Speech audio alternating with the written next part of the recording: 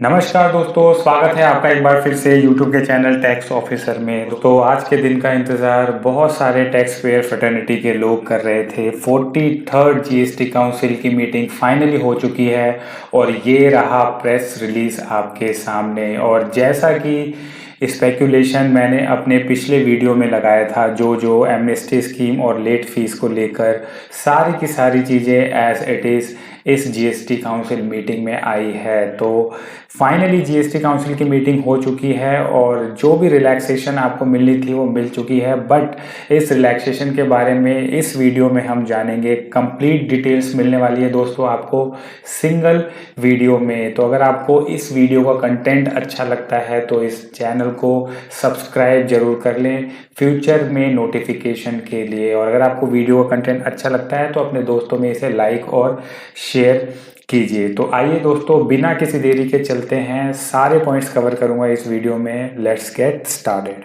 तो दोस्तों, जैसा मैंने बताया था, ये गवर्नमेंट इस जीएसटी काउंसिल मीटिंग में एमनेस्टी स्कीम के ऊपर चर्चा कर सकती है और स्मॉल टैक्स पेयर्स को जो कि अपना रिटर्न नहीं भर पाए उन्हें वेवर दे सकती है। और बिल्कुल ऐसा ही हुआ।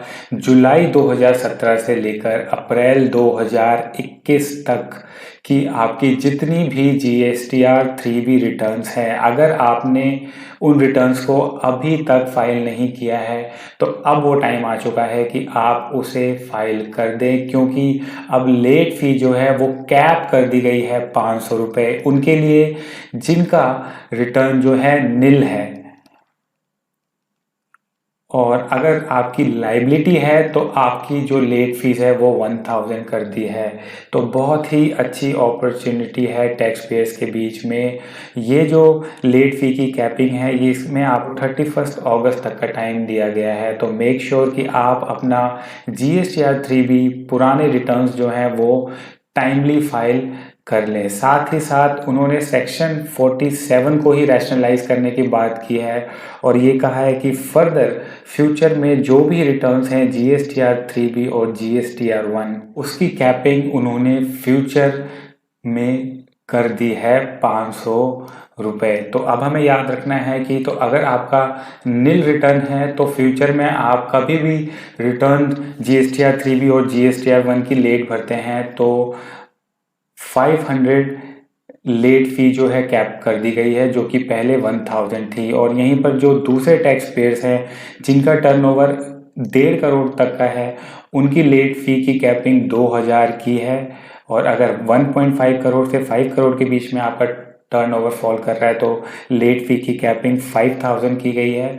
और 5 करोड़ से ऊपर वालों की लेट फी कैपिंग 10,000 की गई है। जी हाँ दोस्तों, ये 10,000 जो है पहले सारे टैक्स पेयर्स के लिए कॉमन थी, लेकिन अब ये सिर्फ 5 करोड़ से ज़्यादा के टर्नओवर वालों के लिए है। तो जैसा कि पहले ही अनुमान लगाया जा रहा था कि गवर्नमेंट स्मॉल टैक्स पेयर्स के लिए वेवर ला सकती है, तो स्मॉल टैक्स पेयर्स के लिए फ्यूचर में इन्होंने लेट फी की कैपिंग जो है वो 2000 और 5000 कर दी है। साथ ही साथ जीएसटीआर 4 भरने वालों के लिए भी लेट फी में कैपिंग की गई है 500 रुपये। और अगर आपका रिटर्न में कुछ लाइबिलिटी है तो 2000 रुपये। और जीएसटीआर 7 भरने वालों के लिए भी वहाँ पर लेट फी की कैपिंग की गई है 2000। तो ये जो बेनिफिट टैक्स पेयर्स मांग रहे थे अलग अलग सोशल मीडिया और ट्विटर कैंपेन के द्वारा, फाइनली गवर्नमेंट ने उसे अप्रूव कर दिया है। और अब ये आपका दायित्व बनता है कि आप अपने सारे रिटर्न फाइल कर ले दोस्तों, क्योंकि फ्यूचर में कोई भी एमनेस्टी लेट फी से रिगार्डिंग अब नहीं आने वाली।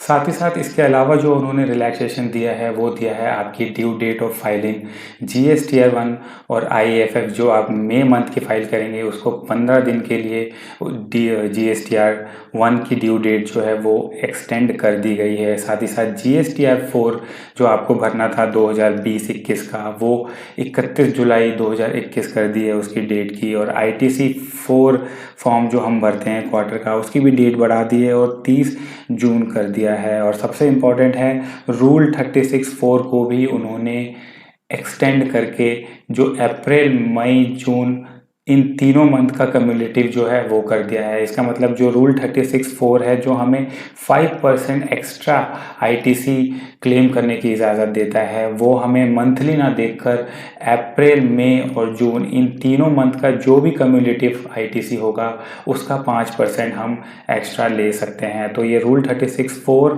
का रिलैक्सेशन भी आपको दे दिया गया है। साथ ही साथ सेक्शन 168 में भी जो भी टाइम लिमिट आपको दी गई है अलग अलग वेरियस एक्शंस में जो आपको डिपार्टमेंट को बाय वे ऑफ लेटर और कम्युनिकेशन देना होता है, उसकी डेट जो है वो 30 जून 2021 तक कर दी गई है। इसके बाद दोस्तों एनुअल रिटर्न को सिंप्लीफाई कर दिया गया है जो कि अब आपके लिए बहुत ही आसान हो जाएगा।